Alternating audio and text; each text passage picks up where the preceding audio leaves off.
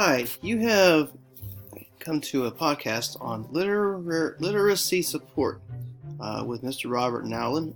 We are going to be doing word prefixes, roots, and suffixes, and making meaning with this podcast. This is going to be episodes 1 and 2 in the same broadcast. Okay, so welcome, and we're going to get started. My first question that I usually ask when I start this kind of literacy support strategy is such as including word mapping, which is what we're doing today. I ask a question like this: what am I really saying when I say that I'm doing multiplication? Or what can I use, or how can I use word parts to determine the meaning of multiplication? Usually word parts when I talk about word parts, I'm talking about the morphemes that are the smallest parts of the English language. And the word that is the part of speech or series of speech sounds that symbolize and communicates a meaning, usually without being divisible into smaller units or capable of independent use. I take the parts of the smaller parts of that word, and I then take the little pieces of it, and then I look for the short and the sweet.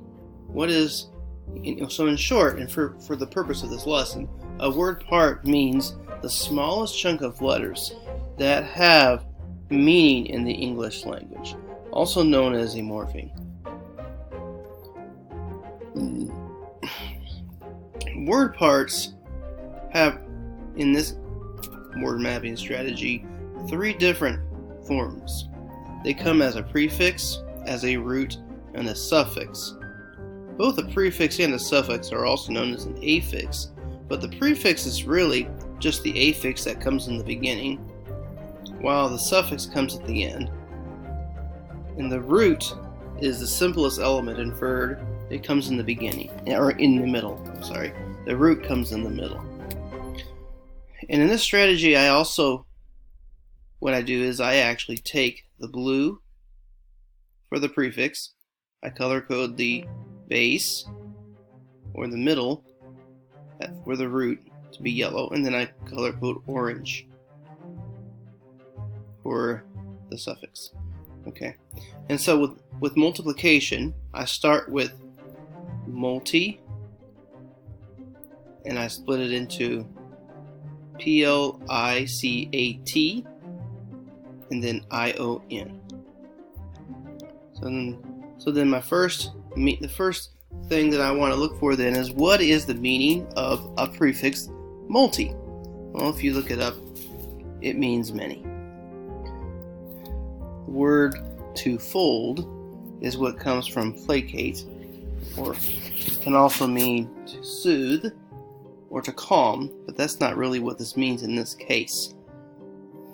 An ion, or eon, is a state of being, or an act. So in this case, if I were to literally look into the meaning of each part of this word and put it together, I would come up with something like this: many acts of folding or braiding. Well, the literal doesn't make as much sense on its own outside of context. So what I'm going to do is, we're going to look at this square. This square with the number 1 in it, that represents a piece of paper. What do I do when I fold the piece of paper exactly in half? What happens? I have 2 sections now with a crease in the middle. Now what if I fold it in half again? I end up with 2 more. I literally doubled my squares. And I fold it in half again. I double from 4 to 8, and I fold it again. I double it again from 8 to 16. And so what you see here is the many acts of folding. When you fold an object many times, you are folding it in groups of 2s. Perhaps this was an ancient way of looking at adding quickly folding and braiding. This could have been a way of increasing or counting quickly. Many acts of folding a paper in half to rapidly increase the number of squares by 2 is what multiplication can mean in the case of this folding a piece of paper. But as we know, multiplication in the context of mathematics comes more than just multiplying, more than just counting in 2s. You count in 3s and 4s and 5s and 6s and 7s and 8s and 9s and 10s and so on and so forth. So now you have a challenge. First, attempt the word map illiterate of the word illiterate on your own. Attempt to word map that word illiterate on your own. Then continue with video 2. This ends the first half of this podcast, which is actually the end of podcast 1. We are going to jump immediately into podcast 2. So podcast 2 starts.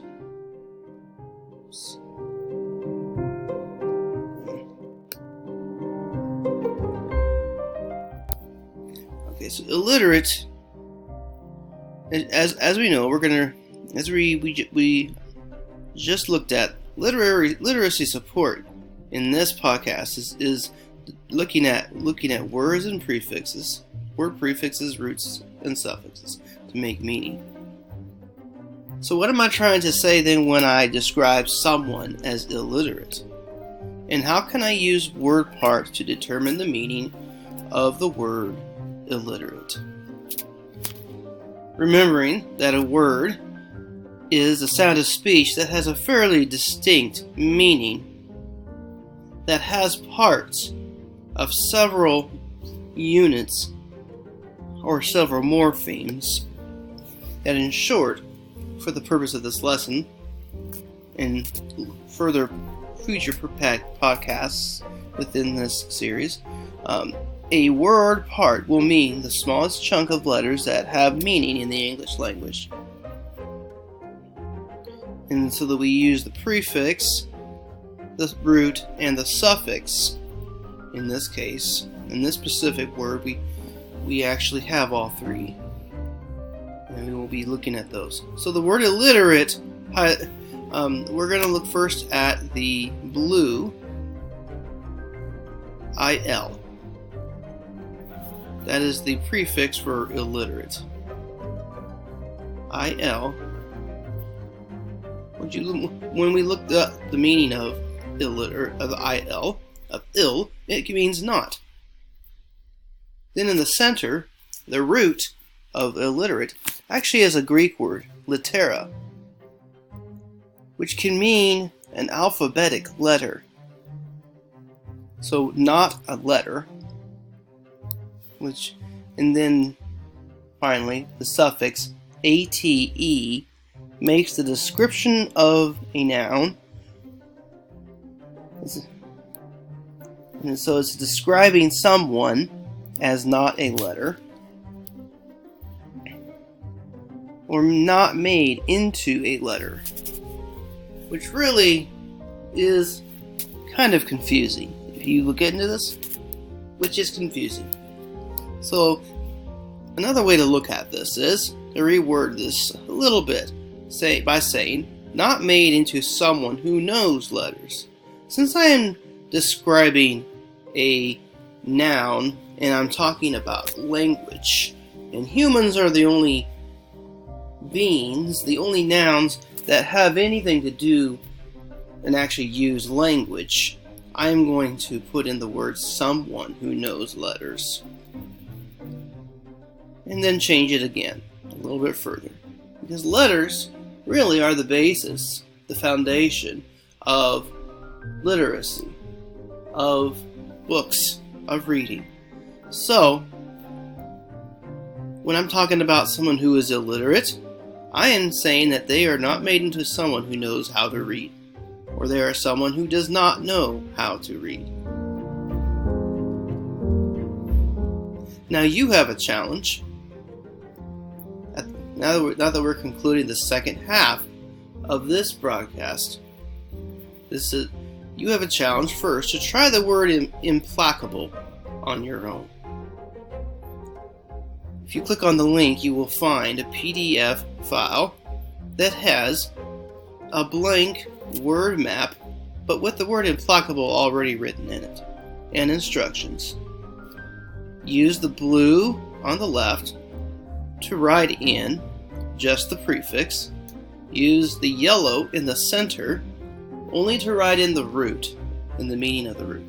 And then finally the orange on the far right to write in only the suffix and the meaning of the suffix. And then in the gray square on the bottom, you will write using the notes from the blue and the yellow and the orange, the best kind of definition for implacable that you can come up with.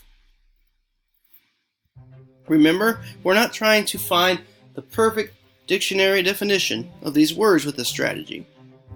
Rather, what we're trying to do is help you to find ways to more efficiently and effectively determine the names of words that you are not familiar with, and in the process, increase your ability to teach yourself and to also increase the speed at which you actually improve your reading and your reading skills. So that's it with this podcast, episodes 1 and 2. Thank you. Have a good evening. If you have any questions, you can contact me at robert.nowlin@gmail.com. That's ROBERT at dot. I'm sorry, I should say that again. NOWLIN.ROBERT@gmail.com. My references are listed here. Also, feel free to look into my Google Classroom. You can actually find access to your own slides version, your own versions of the slides, and you can click on these links, and you can actually look at the video again, and you can also download your own version of this PDF file. Thank you, and have a good evening.